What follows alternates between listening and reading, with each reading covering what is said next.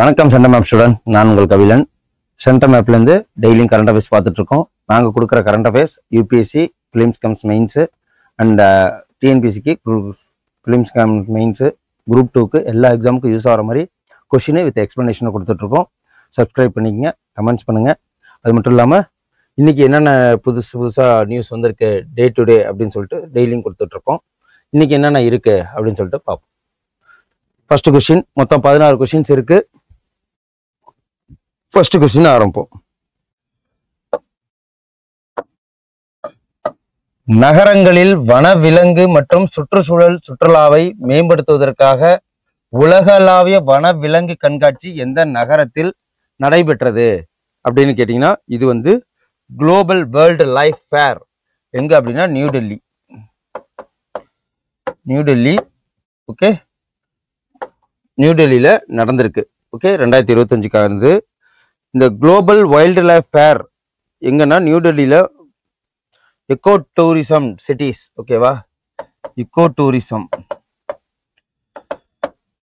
Cities. Okay, இந்த echo tourism சிட்டிஸ்க்காகவும் new டெல்லியில் பண்ணியிருக்காங்க. இந்த event October 10th 12th global ஹப்பா இதை மாற்றிருக்காங்க. ஓகேவா, இது நடந்த இடம் எங்க அப்படின்னு பார்த்தீங்கன்னா அரசியலமைப்பு கிளப்பு, புதுதில்லி. அக்டோபர் 10 முதல் 12 வரைக்கும் 3 நாள். இதோட நோக்கம் என்ன அப்படின்னா, ப்ரொமோட் வைல்ட்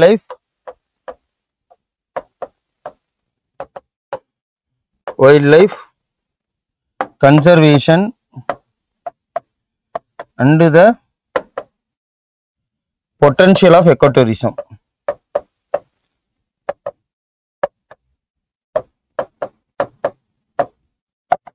வனவிலங்கு பாதுகாப்பு மற்றும் சுற்றுச்சூழல் சுற்றுலாவின் திறனை ஊக்குவித்தல், அரசியலமைப்பு கிளப்பு, புதுதில்லி. ஓகேவா, இந்த நிகழ்வு அக்டோபர் 10 முதல் 12 வரை நடைபெறுறது.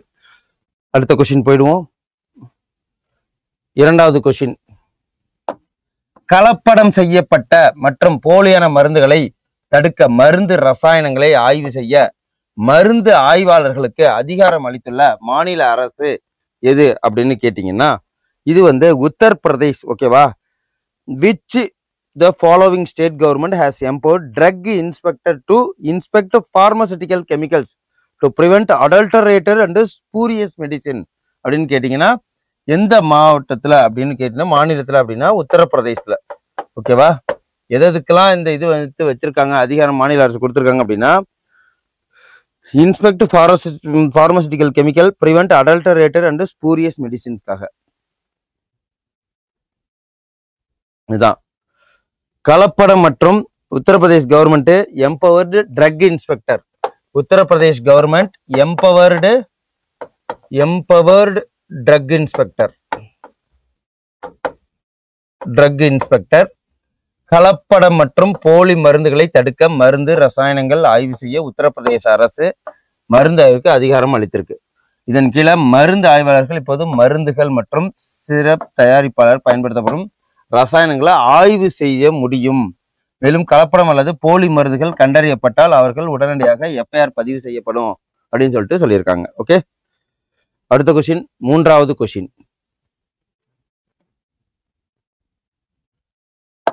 பின்வரும் எந்த மாநிலத்தில் பாலைவன மண் கட்டும் நுட்பத்தை பயன்படுத்தி முதன்முறையாக கோதுமை பயிரிடுகிறது அப்படின்னு கேட்டீங்கன்னா, இது ராஜஸ்தான். ஓகேவா, பாலைவனங்கிறது வந்துடுச்சு.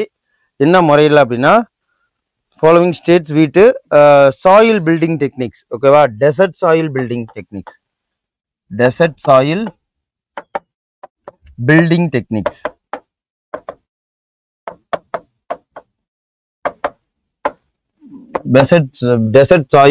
டெக்னிக்ஸ் எங்க அப்படின்னா ராஜஸ்தான்ல. Wheat has been cultivated for the first time. ராஜஸ்தான்ல தான் சாயில் பில்டிங் டெக்னாலஜி அப்படின்னா என்னன்னா, டெசர்ட் சாயிலைசேஷன் அப்படின்னு மீனிங். ஓகேவா, டெசர்ட் சாயிலைசேஷன். ஸோ இதுதான் ஃபர்ஸ்ட் ராஜஸ்தான்ல இந்த டெக்னிக்கை யூஸ் பண்ணி வீட் கல்டிவேட் பண்றாங்க. ஸோ இது எக்ஸாம் பாயிண்ட் ஆஃப் வியூல ரொம்ப முக்கியம். பாலைவன மண்கட்டும் தொழில்நுட்பம், பாலைவன மண்ணாக்கத்தை பயன்படுத்தி ராஜஸ்தானில் கோதுமை முதன்முறையாக பயிரிடப்பட்டுள்ளது. ஓகே, இந்த பரிசோதனையை ராஜஸ்தான் மத்திய பல்கலைக்கழகம் ஆராய்ச்சியாளர்கள் மேற்கொண்டிருக்காங்க. வறண்ட பாலைவன நிலங்களில் நடத்தினர். அங்கு மணல் நிலத்தை வளமாக்க மண்மயமாக்கல் என்ற நுட்பத்தை பயன்படுத்துறாங்க. மண்மயமாக்கல் அப்படின்னா எது அப்படின்னா டெசர்ட் சாயிலைசேஷன். ஓகேவா? என்ன டெக்னிக் யூஸ் பண்ணிக்கன்னா சாயிலிஃபிகேஷன். சாயிலிஃபிகேஷன் சாயிலிஃபிகேஷன் இதன் நோக்கம் தரிசு மணலை வளமான மண்ணாக மாற்றுவது, கோதுமை போன்ற பயிர்களை வளர்க்க அனுமதிப்பது மற்றும் பாலைவனத்தின் விரிவாக்கத்தை நிறுத்துவது. ஓகே, இவ்வளவுதான். அடுத்த கொஸ்டின், 4வது கொஸ்டின். ஏழை குடும்பங்களுக்கு நிதி உதவி வழங்குவதற்காக ஒரு நோடாய் 3.0 திட்டம். அது என்ன ஒரு நோடாய் அப்படின்னு பாத்தீங்கன்னா, இது வந்து அஸ்ஸாம்ல இது பேர் வச்சிருக்காங்க. இந்த திட்டம் எந்த மாநிலத்தில் தொடங்கப்பட்டிருக்குன்னா அஸ்ஸாம்ல. ஓகேவா? இது இங்கிலீஷ்ல என்ன சொல்லுவாங்க அப்படின்னா ஒரு நோடாய் 3.0 ஸ்கீம். எங்க அப்படின்னா அஸ்ஸாம்ல. அஸ்ஸாம் மாநிலத்துல ஏழை குடும்பங்களுக்கு இந்த ஒரு நோடாய் 3.0 ஸ்கீம் லான்ச் பண்ணியிருக்காங்க. என்னன்னா financial assistance to poor. Okay, financial assistance to poor. Okay, Assam மாநிலத்தில் ஏழை குடும்பங்களுக்கு நிதி உதவி வழங்குவதற்காக ஒரு நோடாய் 3.0 திட்டம் தொடங்கப்பட்டிருக்கு. இது ஏழை குடும்பங்களுக்கு, குறிப்பாக பெண்களுக்கு நிதி உதவி வழங்குவதை நோக்கமாக கொண்ட ஒரு நிதி உதவி திட்டம். இந்த திட்டம் மருந்துகள், பருப்பு வகைகள், சர்க்கரை மற்றும் பிற அத்தியாவசிய பொருட்களுக்கு பயனளிக்கும் நிதியுதவி வழங்கப்படுகிறது. ஓகேவா? ஒரு நோடாய் 3.0 ஸ்கீம் எந்த மாநிலத்துல பண்ணியிருக்காங்கன்னு கேட்பாங்க. அடுத்தது 5வது கொஸ்டின். இது 5வது கொஸ்டின். பின்வருவனவற்றுள் 1972ஆம் ஆண்டு வனவிலங்கு சட்டத்தை திருத்திய முதல் மாநிலம் எது அப்படின்னு பாத்தீங்கன்னா, இது வந்து கேரளா மாநிலம் வனவிலங்கு சட்டத்தையே திருத்திட்டாங்க. 1972ல கொடுத்தத என்ன திருத்திருக்காங்க அப்படின்னு பார்ப்போம். 1972ஆம் ஆண்டு வனவிலங்கு பாதுகாப்பு சட்டத்தை திருத்திய முதல் மாநிலமாக கேரளா மாற்றியிருக்கு. அதிகரித்து வரும் மனித விலங்கு மோதல் சம்பவங்களை குறைக்கிறதுக்காக சட்டமன்றம் இந்த திருத்த மசோதாவை நிறைவேற்றிருக்காங்க. என்ன அப்படின்னா, முக்கிய நோக்கமே மாநிலத்தில் மனிதர்களுக்கும் வனவிலங்குகளுக்கும் இடையே அதிகரித்து வரும் மோதல்களை தீர்ப்பது. மனித உயிருக்கோ அல்லது விவசாயத்திற்கோ அச்சுறுத்தலாக இருக்கும் காட்டு விலங்குகளை கட்டுப்படுத்தப்பட்ட முறையில் கொல்லும் செயல்முறையை இந்த திருத்தம் எளிதாக ஆக்கியிருக்காங்க. வரலாற்று முக்கியத்துவம் இதில் என்னன்னா, மத்திய வனவிலங்கு சட்டத்தை திருத்திய முதல் மாநிலமே இந்த கேரளா மாறி இருக்கு. ஓகே, என்னன்னா இந்த main objective increasing conflicts between human and wild life இந்த ஸ்டேட் இங்க நடந்துட்டு இருக்கு. அது மட்டும் இல்லாம என்ன அமெண்ட்மெண்ட் பண்ணியிருக்காங்க அப்படின்னா, controlling of wild animals threat to the human life and agriculture, அதை கண்ட்ரோல் பண்றதுக்கு தான். அப்புறம் அடுத்தது 6வது கொஸ்டின் என்ன அப்படின்னா, டாக்டர் சோனாலி கோஷ் சமீபத்தில் எந்த மதிப்புமிக்க சர்வதேச விருதை வென்று வரலாறு படைச்சிருக்காங்க அப்படின்னு பாத்தீங்கன்னா, இவங்க வந்து கென்டோன் மில்லர் அவார்டு. ஓகேவா? IUCN கொடுத்த Kenton Miller award, Kenton Miller award இது வாங்கியிருக்கிறாங்க. So IUCN WCFA Kenton Miller விருது வாங்கியிருக்கிறாங்க. யாரு அப்படின்னா சோனாலி கோஷ். எதுக்காக வாங்கியிருக்காங்க அப்படின்னா, கசிரங்கா நேஷனல் பார்க் இருக்கு இல்லையா அஸ்ஸாம்ல, அதை வந்து அவங்க வேர்ல்டு கன்சர்வேஷன் காங்கிரஸ்க்காக ஒரு டைரக்ட் பண்ணியிருக்காங்க. ஓகேவா? அந்த டாக்குமெண்ட்ரிக்காக she became the first Indian to receive the honor. ஓகேவா? கசிரங்கா தேசிய பூங்காவில் கள இயக்குனர் டாக்டர் சோனாலி கோஷ் தனது சிறந்த மேலாண்மை மற்றும் பாதுகாப்பு பணிகளுக்காக IUCN உலக பாதுகாப்பு மாநாட்டில் IUCN WCPA கொண்டன் மில்லர் விருதை வழங்கியிருக்காங்க. இந்த விருதை பெறுற முதல் இந்தியரே இந்த கோஷ் தான். ஓகேவா? இந்த சோனாலி கோஷ் தான் இந்த விருதை முதல்ல பெறாங்க. இது நோட் பண்ணி வச்சுங்க. அடுத்த கொஸ்டின் போயிடலாம். அடுத்த கொஸ்டின் 7வது கொஸ்டின். ஆஸ்திரேலியா பயிற்சி T2025 இல் பங்கேற்க இந்திய ராணுவம் எந்த நாட்டிற்கு சென்றது? அதாவது ஆஸ்திரேலியா ஆஸ்ட்ரியா ஹிண்ட் அப்படின்னு சொல்லிட்டு எக்ஸசைஸ் ஆஸ்ட்ரியா ஹிண்ட்னு சொல்லுவாங்க. ஓகே, இந்த எக்ஸசைஸ் ஆஸ்ட்ரியா ஹிண்ட், ஆஸ்திரேலியாவுக்கு ஆஸ்ட்ரா ஹிண்ட் எது அப்படின்னா ஆஸ்திரேலியால போயிருக்கிறாங்க. யார் போயிருக்காங்க அப்படின்னா 120 மெம்பர் போயிருக்காங்க. எங்கேருந்து அப்படின்னா இந்தியன் ஆர்மியில், அதாவது கூர்கா ரைஃபிள்ஸ். ஓகேவா, 120 ஆர்மி மெம்பர்ஸ் போயிருக்காங்க. Member of armies, member of soldiers, Gorkha ரைஃபிள்ஸ்லேருந்து. ஆஸ்ட்ரியா ஹிண்டு எப்பன்னா 13 to 26 அக்டோபர் வரைக்கும் நடக்குது. ஓகே, ஆஸ்திரேலியாவில் நடக்குது ஆஸ்ட்ரா ஹிந்து எக்ஸசைஸ். இந்த ஜாயிண்ட் எக்ஸசைஸ்ல army strengthening defence cooperation foster mutual ட்ரஸ்ட்காக இது பண்றாங்க. ஓகே, அதான் இது பார்த்துங்க, நோட் பண்ணிங்க. அடுத்து போவோம். விக்ஷித் பாரத் பில்டத்தான் 2025 எந்த அமைச்சகம் ஏற்பாடு செய்கிறது? விக்ஷித் பாரத் அப்படின்னா மினிஸ்ட்ரி ஆஃப் எஜுகேஷன். ஓகேவா, அவங்க தான் வந்து மினிஸ்ட்ரி ஆஃப் எஜுகேஷன், அதாவது கல்வி அமைச்சகம். இந்த விக்ஷித் பாரத் அப்படின்னா டெவலப்டு 1947க்குள்ள, சாரி 2047க்குள்ள நம்ம 100 வருஷம் சுதந்திர தினத்துக்குள்ள நம்ம டெவலப்டு கண்ட்ரியா மாறணுங்கிறதா இந்த விக்ஷித் பாரத். ஓகேவா, ஸோ இதுக்கு எஜுகேஷன் டிபார்ட்மெண்ட் என்ன பண்ணியிருக்காங்கன்னா ஆர்கனைஸ் பண்ணியிருக்காங்க. என்ன ஆர்கனைஸ் பண்ணியிருக்காங்க அப்படின்னா Atal innovation mission school hackathon organise by the ministry of education. Atal innovation mission and NITI Aayog சேர்ந்து ஆரம்பிச்சிருக்காங்க. இதோட எய்மே வந்து ப்ராப்ளம் சால்விங் ஸ்கில்ஸை ஸ்டூடெண்ட்ஸ்கிட்ட இம்ப்ரூவ் பண்ணணும், கிரியேட்டிவிட்டியை உண்டு பண்ணணும். 6வது 12வது வரைக்கும், அவ்வளோதான். கல்வி அமைச்சகம் ஏற்பட்டிருக்கு இந்த விக்ஷித் பாரத். 6வது வரையில உள்ள மாணவர்களுடைய படைப்பாற்றல், சிக்கல் தீர்க்கும் திறன் மேம்படுத்துவதை நோக்கமாக கொண்டு இந்த யார் இருக்காங்கன்னா இதுல அட்டல் புதுமை மிஷன் மற்றும் நித்தி ஆயோக் கலந்து இதை ஏற்பாடு செஞ்சிருக்காங்க. ஓகே, அடுத்த கொஸ்டின் போயிடும். சமீபத்துல எந்த நாட்டோட அதிபர் president Khurelsukh Ukhnaa had a state visit to India?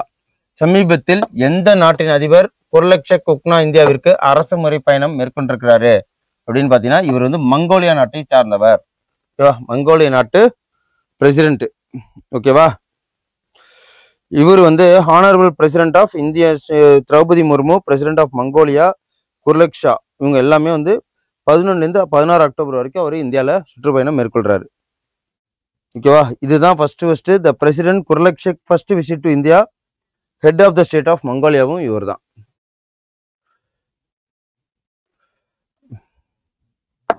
அமைச்சர்கள், நாடாளுமன்ற உறுப்பினர்கள், மூத்த அதிகாரிகள், வணிக தலைவர்கள் மற்றும் கலாச்சார பிரதிநிதிகள், உயர்மட்ட குழுவுகள் எல்லாருமே வந்து இதுல பார்த்துருக்காங்க. அடுத்து, தாயிடமிருந்து குழந்தைக்கு HIV, ஹெப்படைட்டிஸ் B மற்றும் சிஃபிலிஸ் பரவுவதை முற்றிலுமாக ஒழித்த முதல் நாடு ஹெப்படைட்டிஸ் B வைரஸ். ஓகேவா, எது? மால்தீவ்ஸ். HIV, அதாவது which country became the first country globally to eliminate mother to child transmission of HIV, hepatitis B and syphilis. அதாவது குழந்தை தாய்மாட்டிலிருந்து குழந்தைக்கு போற ஹெப்படைட்டிஸ் B, HIV, அதுக்கப்புறம் சிஃபிலிஸ்னு ஒரு நோய் இருக்கு. சிஃபிலிஸ் இது முற்றிலுமா ஒழித்த நாடு எது அப்படின்னா மாலத்தீவ்ஸ். ஓகேவா, மாலத்தீவ்ஸ் முற்றிலுமாக ஒழிச்சிட்டு. Okay, the historic public health breakthrough Maldives have become the first country mother to child transmission MTCT. இதுதான் பொது சுகாதாரத்துறை ஒரு வரலாற்று சிறப்புமிக்க திறப்பு முனையாக தாயிடமிருந்து குழந்தைக்கு HIV, ஹெப்படைட்டிஸ் B, அப்புறம் சிஃபிலிஸ் போன்ற நோய்கள் பரவுவதை முற்றிலுமாக 3 மடங்கு ஒழித்த உலகின் முதல் நாடாக மாலத்தீவு மாறியிருக்கு. 2025 அக்டோபரில் உலக சுகாதார அமைப்பால் உறுதியும் படுத்தப்பட்டிருக்கு. ஓகேவா, புதிதாக பிறந்த குழந்தைகள் மற்றும் கர்ப்பிணி பெண்களுக்கு இந்த நோய் இல்லை. ஓகே, அடுத்து 3 மடங்கு நீக்கம் பண்ணியிருக்காங்க. 3 மடங்கு நீக்கம் பண்ணா செங்குத்து தாயிடமிருந்து குழந்தைக்கு பரவுவதை வெற்றிகரமாக நீடித்ததாகவும் தடுக்கும் முறை. அப்புறம் எய்ட்ஸை ஏற்படுத்தும் வைரஸ் HIV, ஹெப்படைட்டிஸ்னா ஒரு வைரஸ் கல்லீரல் தொற்றது. ஓகேவா? அப்புறம் சிகிச்சை அளிக்கப்படாவிட்டால் கடுமையான கரு சிக்கல்களை ஏற்படுத்த ஒரு பாக்டீரியா பாலியல் ரீதியாக பரவும் தொற்று இது. ஓகே. சிஃபிலிஸ்னா என்னன்னா bacterial sexually transmitted infection, several fetal complication in untreated. அதுக்கப்புறம் 11வது கொஸ்டின். டிஜிட்டல் ஒத்துழைப்பை மேம்படுத்துவதற்காக இந்தியாவும் ஐக்கிய ராஜ்யமும் தொடங்கியுள்ள புதிய முயற்சியின் பெயர் என்ன? Innovative of to transmission India UK connectivity and innovation centre அப்படிங்கிறதுல யாரு அப்படின்னா India UK connectivity innovation centre. Okay, இவங்க 2 பேரும் தான் இதுல இருக்கிறாங்க. என்ன பண்ணியிருக்காங்க அப்படின்னா இந்தியா மொபைல் காங்கிரஸ் 2025.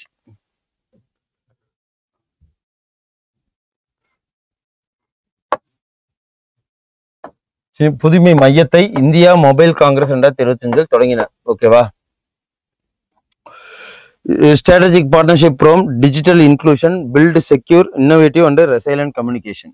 டிஜிட்டல் உள்கட்டத்தை ஊக்குவிப்பதற்கும் பாதுகாப்பான புதுமையான மற்றும் மீள்தன்மை கொண்ட தகவல் தொடர்பை உருவாக்குவதற்கும் ஒரு மூலாபாய கூட்டமைப்பை இது உருவாக்குது. யூகே ஆராய்ச்சி மற்றும் புதுமை UKRI மற்றும் இந்தியாவின் தொலைத்தொடர்பு துறை தலைமையிலான யூகே இந்தியா தொழில்நுட்ப பாதுகாப்பு முயற்சி கீழ் செயல்பட்டது. பல்கலைக்கழக ஆராய்ச்சி ஆய்வக சோதனை அடுத்த தலைமுறை தொழில்நுட்பங்களுக்கான சந்தை சோதனை இது இணைக்கிறது. ஓகே. அதுக்கப்புறம் 250 கோடி முதலீடும் செஞ்சிருக்காங்க. அடுத்த கொஸ்டின் போயிடும். 12வது கொஸ்டின். கிழக்கு அண்டார்டிகாவில் இந்தியாவுக்காக புதிய முன்மொழியப்பட்ட ஆராய்ச்சி நிலையத்தின் பெயர் என்ன அப்படின்னு பார்த்தீங்கன்னா இது வந்து மைத்ரி 2. ஓகே, மைத்ரி 2. இது என்ன அப்படின்னா ministry of finance given the principal approval to the Maitri 2 India new research station east அண்டார்டிகால இது ஓபன் பண்றாங்க. ஓகேவா? East Antarctica Maitri 2. அது மட்டும் இல்லாம மைத்ரி 2 இந்தியாவோட 4th research station in Antarctica ஜனவரி 2029 இது வரும். ஓகே. அண்டார்டிகா ஒப்பந்த அமைப்பில் ATS 159 கீழ் இந்தியாவின் நீண்டகால அறிவியல் இருப்பை வலுப்படுத்துது. இது பழைய மைத்ரி நிலையத்தை 1980 மாற்றுவதற்காக கட்டப்பட்டு வருகிறது. ஓகேவா? அது மட்டும் இல்லாமல் இந்த திட்டம் கோவாவில் உள்ள தேசிய துருவ மற்றும் பெருங்கடல் ஆராய்ச்சி மையம், அதாவது national centre for polar and ocean research, national centre for polar and ocean research NCPOR தலைமையில் புவி அறிவியல் அமைச்சகத்தின் கீழ் இது செயல்படுது. அப்புறம் அண்டார்டிகாவில் இந்தியாவின் பிற ஆராய்ச்சி நிலையங்கள்லாம் என்னென்ன இருக்கு அப்படின்னு பார்த்தீங்கன்னா இது 4வது அண்டார்டிகா 2. ஃபர்ஸ்ட் வந்து தக்ஷிண கங்கோத்ரி 1983 ஆரம்பிக்கப்பட்டது. அண்டார்டிகாவில் இந்தியாவின் பிற ஆராய்ச்சி நிலையங்கள் 1. அதுக்கப்புறம் மைத்ரி 1, அப்புறம் பாரதி,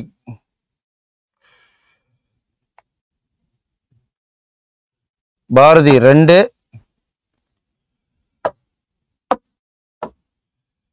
அதுக்கப்புறம் இது 4. ஓகேவா? இப்போதைக்கு இது 3 இதை பார்ப்போம். மொத்தம் 4ல் 3 இது 4வது அந்த மைத்ரி 2 ஜனவரி 1929 அது வந்து முடிச்சிருவாங்க. தக்ஷின் கங்கோத்ரி 1983 ஆண்டு இந்திய அண்டார்டிக் திட்டத்தின் கீழ் நிறுவப்பட்ட தக்ஷின் கங்கோத்ரி இந்தியாவின் முதல் அறிவியல் ஆராய்ச்சி மையம் எது அப்படின்னா தளமாக இருக்கு. எது? தக்ஷின் கங்கோத்ரி. 1990 பனியில மூழ்கி இது பனி நீக்கம் செய்யப்பட்டிருக்கு. ஓகேவா? அது மட்டும் துருவ பகுதியில அறிவியல் ஆராய்ச்சி நடத்தும் இந்தியாவின் நலன்களை பாதுகாப்ப NCPOR இது கோவால இருக்கு. இது என்ன அப்படின்னா இந்திய அண்டார்டிக் திட்டம் 1983 தொடங்கப்பட்டது. நேஷனல், அதாவது NCPORனா national centre for polar and ocean research. இது வந்து போலார் அண்ட் ஓஷன் ரிசர்ச் எங்க ஆரம்பிக்கப்பட்டிருக்கு? நேஷனல் சென்டரு இந்திய அண்டார்டிக் திட்டம் 1980 தொடங்கப்பட்டது. ஓகேவா? கோவால இருக்கு. இதோட மினிஸ்ட்ரி ஆஃப் எர்த் கீழே இது வந்து வேலை செய்யுது. மைத்ரி 1989. இது அண்டார்டிகாவில் இந்தியாவின் 2வது நிரந்தர ஆராய்ச்சி நிலையமாக 1989 நிறுவப்பட்டது. பாறைகள் நிறைந்த மலைப்பாங்கான ஷிர்மேக்கர் ஒயாசிஸ் அமைஞ்சிருக்கு. இந்திய அருகிலேயே பிரியதர்ஷினி ஏரி என்ற அழைக்கப்படும் ஒரு நன்னீர் ஏரியும் இது உருவாக்கி இருக்கு. அப்புறம் பாரதி 12 மைத்திரிக்கு கிழக்கே 3000 கிலோமீட்டர் தொலைவில் அமைந்துள்ள இந்த பாரதி ஆராய்ச்சி நிலையம் ஃபெரோடுக்கு குயிலிஷ் வரிகுடாவிற்கும் இடையில உள்ளது. ஓகேவா? எங்கன்னா இது வந்து தலா ஃபஜோட் அண்ட் குவாலிட்டி பே இதுக்கு இருக்கு. இது எப்போ ஆரம்பிக்கப்பட்டது அப்படின்னா கமிஷன் 2012 செயல்படுவதற்கு வந்தது. ஒரு சிறிய வடிவமைப்பை கொண்டுள்ள மற்றும் இந்திய அண்டார்டிக் திட்டத்தின் கீழ் இது ஆண்டு முழுவதும் அறிவியல் ஆராய்ச்சியை மேற்கொண்டு இருக்கு. ஓகே, மொத்தம் 4 இருக்கு. அப்புறம் 13வது கொஸ்டின், காசா போர் நிறுவனத்தை ஏற்படுத்தியதற்காக டொனால்ட் ட்ரம்பிற்கு எந்த நாடு ஜனாதிபதி பதக்கத்தை கௌரவிக்கிறது அப்படின்னு கேட்டீங்கன்னா இது வந்து இஸ்ரேல். ஓகேவா? ஆல்ரெடி இஸ்ரேல் தான் வந்து காசா போர் நிறுத்தத்தை ஏற்படுத்தியதற்காக டொனால்ட் ட்ரம்பிற்கு ஜனாதிபதி பதக்கத்தை கௌரவிக்கிறது அப்படின்னு பார்த்தீங்கன்னா Israel president medal of honour அப்படின்னு சொல்லிட்டு அதோட பேரு. ஓகே, ஒரு உயர்மட்ட ராஜதந்திர நடவடிக்கையாக இதை கருதுறாங்க. இஸ்ரேல் தனது மிக உயர்ந்த குடிமகன் விருதான இஸ்ரேலிய ஜனாதிபதி பதக்கத்தை முன்னாள் அமெரிக்க ஜனாதிபதி டொனால்ட் ட்ரம்பிற்கு வழங்குவதாக அறிவிச்சிருக்காங்க. இந்த முடிவு சமீபத்தில் காசா போர் நிறுத்தத்தை இஸ்ரேலிய பணியாளர்கள் விடுவிப்பதிலும் ட்ரம்பின் கருவிய பங்கை அங்கீகரிக்கிறது தான் இந்த விருது கொடுக்குறாங்க. ஓகே, அதுக்கப்புறம் அடுத்தது இதோட பின்னணி என்ன அப்படின்னா ட்ரம்பின் ஈடுபாடு குறித்து குறிப்பிட்ட விவரங்கள் பகிரங்கப்படுத்தப்படவில்லை. ஓகேவா? சமீபத்திய விருதுகள் மற்றும் கௌரவங்கள் என்னென்ன இருக்கு அப்படின்னு பார்ப்போம். 2025க்கான சாஸ்திரி ராமானுஜன் விருது டாக்டர் அலெக்சாண்டர் ஸ்மித்துக்கும், குளோபல் டூரிசம் விருது ஆந்திர பிரதேஷ் சுற்றுலாத்துறைக்கும், லதா மங்கேஷ்கர் விருது சோனு நிஜம்க்கும், யங் சாம்பியன் ஆஃப் த எர்த்துக்கு ஜினாலி மோடிக்கும், தாதா சாஹிப் பால்கே விருது மோகன்லாலுக்கும் வழங்கப்பட்டிருக்கு. ஸோ பட்டா பெண் தங்க விருது கேரளா, பெண் மொழிபெயர்ப்பு பரிசு கீதாஞ்சலி ஸ்ரீ, பேரரசர் VK கோகக் பரிசு ஆனந்த் V பட்டேல் அப்படின்னு சொல்லிட்டு இந்த இதெல்லாம் கொடுத்துருக்காங்க, நோட்டீஸ் பண்ணிக்கங்க. அதுக்கப்புறம் 14வது கொஸ்டின், உலக தரநிலை தினம் வேர்ல்டு ஸ்டாண்டர்ட் டே. 14வது கொஸ்டின், வேர்ல்டு ஸ்டாண்டர்ட் டே 2025. இதோட கருப்பொருள் என்ன அப்படின்னு பார்த்தீங்கன்னா தீம் வந்து 14 அக்டோபர். ஓகேவா? 14 அக்டோபர் இதை கொண்டாடப்படுறது ஸ்டாண்டர்ட் டே. இதோட கருப்பொருள் வந்து world standard day, a shared vision for a better world. A shared vision for better world அப்படின்னு சொல்லிட்டு இந்த தீம். ஓகேவா? இது எதெல்லாம் வரும்னா international electronical commission, international organisation for standardisation, international telecommunication union, இது எல்லாமே இந்த இதில் வந்து இடம்பெறாங்க, பார்ட்டிசிபேட் பண்ணுறாங்க. 14 அக்டோபர். கருவு வந்து சிறந்த உலகத்திற்கான பகிர்க்கப்பட்ட பார்வை. அப்புறம் ஒரு வருடத்துல 1000 ரன்கள் எடுத்து மகளிர் ஒரு நாள் உலகக்கோப்பை 5000 ரன்களை கடந்தவர் யாரு அப்படின்னா இவர் வந்து ஸ்மிருதி மந்தனா. ஓகேவா? ஸ்மிருதி மந்தனா இந்த பெருமைக்கு சொந்தக்காரர். விசாகப்பட்டினத்தில் ஆஸ்திரேலியாவுக்கு எதிரான இந்தியா உயர்மட்ட மகளிர் உலகக்கோப்பை குழு போட்டிட்டு அவங்க இந்த 29 வயதான தொடக்க வீராங்கனை மகளிர் ஒரு நாள் போட்டிகளில் 5000 ரன்களை நிறைவு செய்த மித்தாலி ராஜுக்கு பிறகு இந்த சாதனையை இவர் எட்டி பெற்றிருக்காரு. 5வது மற்றும் 2வது இந்திய வீராங்கனை என்ற பெருமையை இவர் வாங்கியிருக்கிறார். ஓகேவா? 1000 ரன்கள் எடுத்த முதல் வீராங்கனை.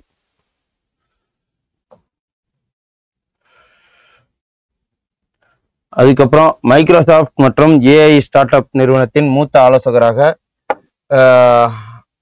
ஆந்திரா ரோபிக் நிறுவனத்தில் இணைந்த முன்னாள் அரசியல் தலைவர் யாரு அப்படின்னு பார்த்தீங்கன்னா இது வந்து ரிஷி சுனக். ஓகேவா? ரிஷி சுனக்குங்கிறவரு இறஞ்சிருக்கிறார். அரசியல் தலைவரும் இவர் தான். என்னன்னா அட்வைசரி ரோலும் tech giant Microsoft and artificial intelligence ஸ்டார்ட் அப்புக்கும் ரிஷி சுனக் இதுல இணைஞ்சிருக்கிறாரு.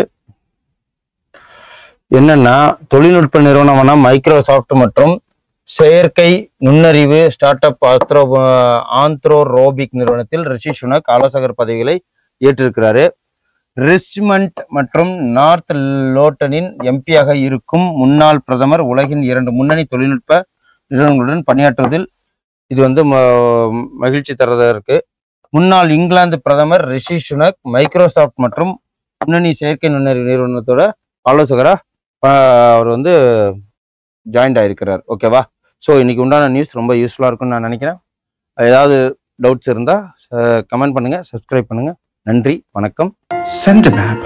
You dare to dream, we care to accomplish.